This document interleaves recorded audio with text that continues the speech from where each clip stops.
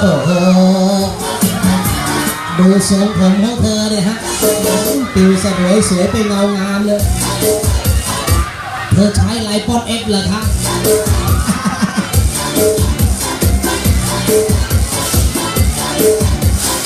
สาวน้อยด้านนี้ก็ขอมาครับเดี๋ยวจัดให้หน่อย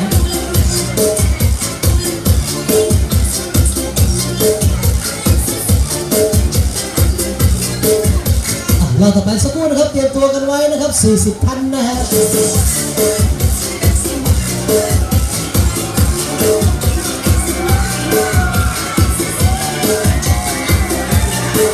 โอ้เสียงส่งท้ายมาเลย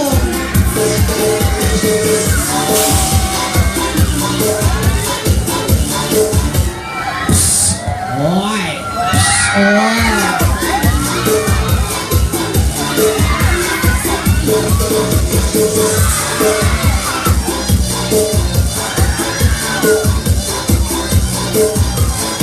สมลงครับรอบนี้ขอบคุณนะครับเราจะไปตัวนะฮะสิ่งของกับเพชรเนี่ย